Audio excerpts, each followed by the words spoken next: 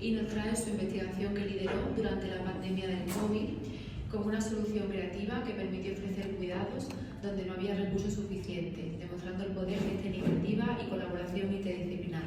La comunicación se titula Innovación y solidaridad en tiempos de crisis, el valor de enfermería, del desconcierto a la acción, una solución CEPAC liderada por enfermería durante la COVID-19.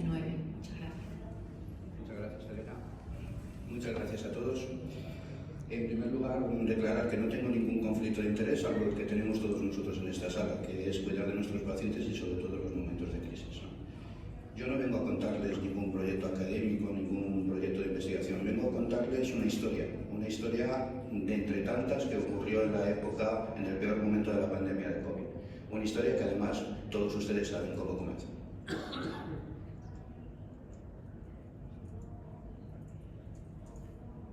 ¿Está bien?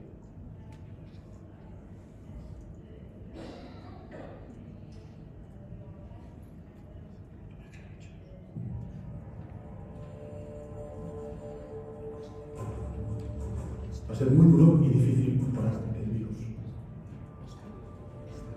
Una crisis actual sin precedentes. World will not go back to what it was in the past.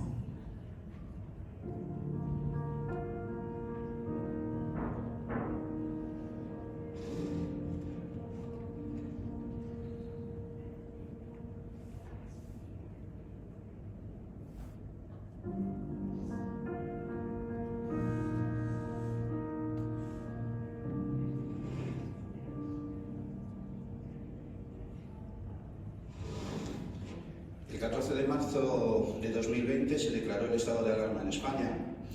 En uno de los primeros hospitales que sufrió, que más ingresos tuvo durante esos días fue el Hospital Príncipe de Asturias de Alcalá de Henares. Tanto es así que tuvimos que habilitar de manera urgente espacios que no eran asistenciales, como un gimnasio, como la biblioteca, incluso habilitamos el polideportivo que tenemos cercano a nuestro hospital. Uno de los pacientes que estuvo ingresado en el gimnasio se llama John y ha querido estar hoy con ustedes. Yo ingresé en marzo, me puse malo el 6 de marzo e ingresé el día 18. Y ya en urgencia vieron que tenía 80 y algo de oxígeno y bueno, me hicieron la prueba del COVID y positivo. Como John, esos cientos de pacientes, la gran mayoría presentaban un patrón clínico compatible con una neumonía, luego supimos que era una neumonía por COVID, y tenían una característica. La característica es que tenían unos niveles de oxígeno muy bajos, incluso sus saturaciones bajaban en cuestión de horas. Posteriormente, en estudios multicéntricos se vio que había una relación directamente proporcional entre los niveles de oxígeno y la mortalidad. Hubo centros que fueron muy restrictivos a la hora de mantener saturaciones de oxígeno, se mantenían con saturaciones en torno a 90, y en otros centros no es que quisieran, no fuese una opción terapéutica, sino que es que no había posibilidad de oxigenar a los pacientes. Con el tiempo sí que se ha demostrado que la hipoxia fue la principal causa de mortalidad durante los primeros momentos de la pandemia por COVID-19. Y la situación que vivíamos en ese momento la cuenta John también.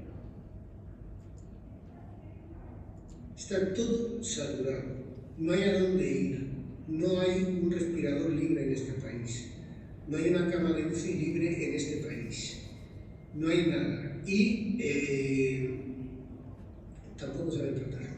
Entonces, y tú ves que tú y otros muchos vais degenerando. Pasas del tubito, pasas a la mascarilla, de la mascarilla más caudal, más caudal, más caudal, de la mascarilla con reservo y dices, ¿y luego qué? Morirse, porque ves que se muere. Está claro que morirse no íbamos a dejar, no íbamos a no hacer nada para evitar esa mortalidad. Me viene ahora a la memoria que incluso tuvimos que recuperar un respirador que utilizábamos en la universidad con los alumnos. Bajé yo a la universidad para subirlo a la UCI porque no teníamos respiradores disponibles. No había respiradores, no había camas, no teníamos ni tan siquiera dispositivos comerciales para proporcionar oxigenación avanzada, no teníamos una CEPAC, no teníamos sistemas de alto flujo. Lo único que teníamos en el hospital, en la urgencia de la hospitalización, lo que eran los caudalímetros de oxígeno normales que todos conocemos. ¿Nos íbamos a quedar quietos? No. Lo que hicimos fue improvisar. Y lo que improvisamos fue una CEPAP. Yo tenía el convencimiento que la CEPAP iba a mejorar la oxigenación de los pacientes y disminuir el esfuerzo inspiratorio. Y con piezas del almacén, subir ahí al almacén de la UCI, con piezas del almacén, pues intentamos conseguir algo que generara presión positiva en la vida. Una válvula de y una mascarilla y un nebulizador, una mascarilla de nebulizar, mascarilla y nebulizador. Y se conecta todo.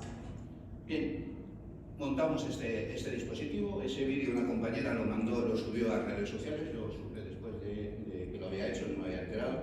Pero yo bajé al gimnasio. En el gimnasio donde John estaba ingresado, yo era el responsable de enfermería, se me encomendó esa función, y ahí estaba Ángel, fue uno de los primeros pacientes que tuvimos ingresados.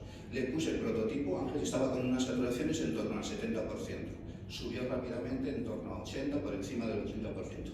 Volví de nuevo a subir a mi unidad, porque yo he estado trabajando siempre en intensivos, y guardo esto con muchísimo cariño. Esto es una hoja de papel que un compañero me hizo un dibujo y me dijo: Ángel, incorporemos al diseño un reservorio de oxígeno, que seguramente con eso vamos a optimizar la concentración de oxígeno que podemos aportar a los pacientes.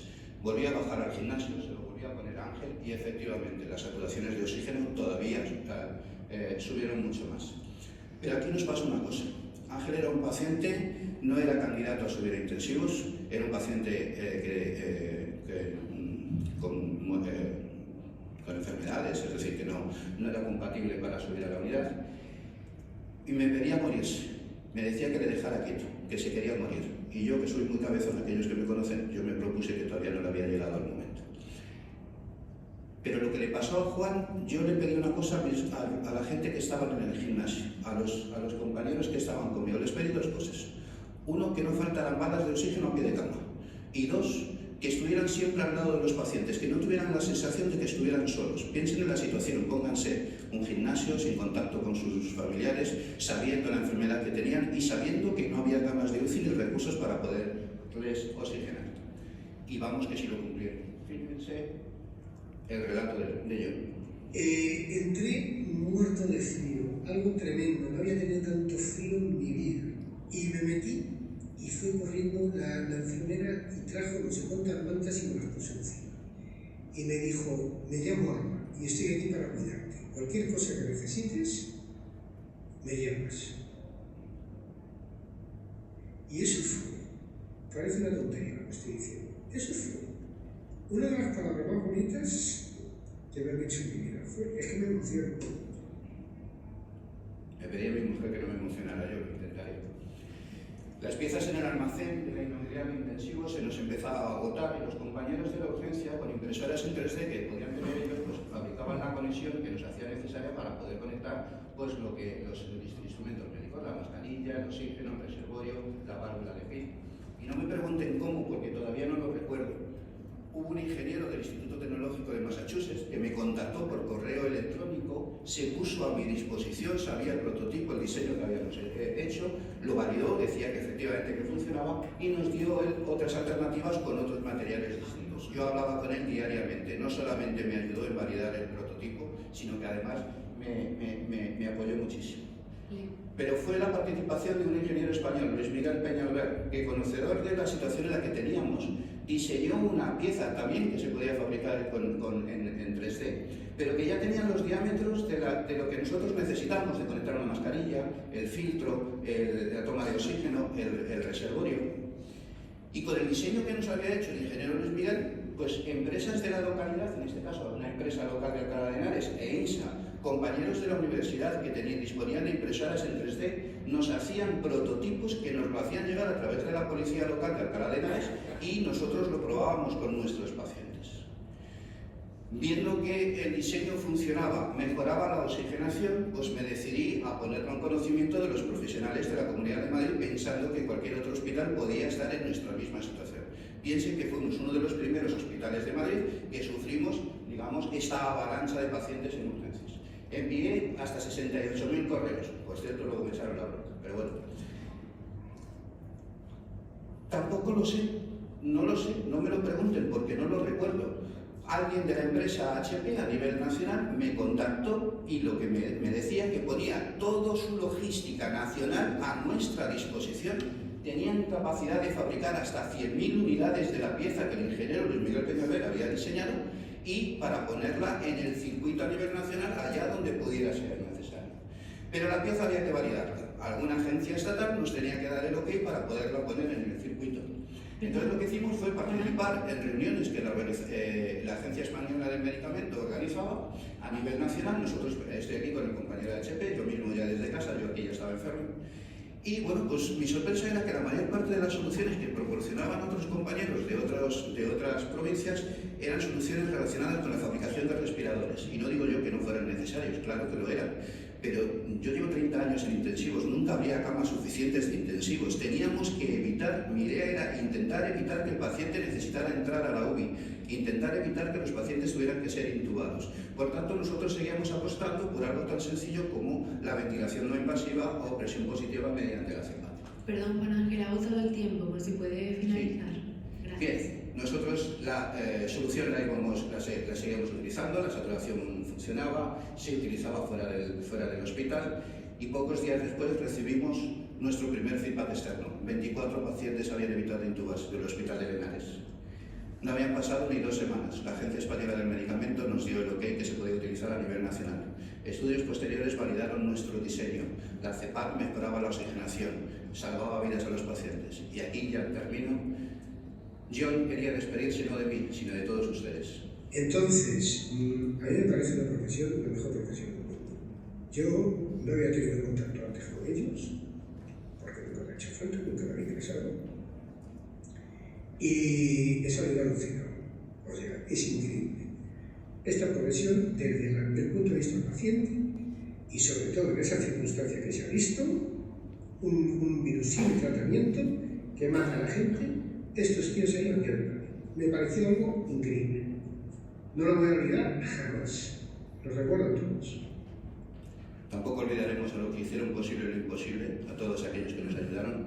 Y quiero aprovechar este foro, de este Congreso Internacional, para decirles a los familiares a que atendimos, decirles que sus seres queridos nunca estuvieron solos.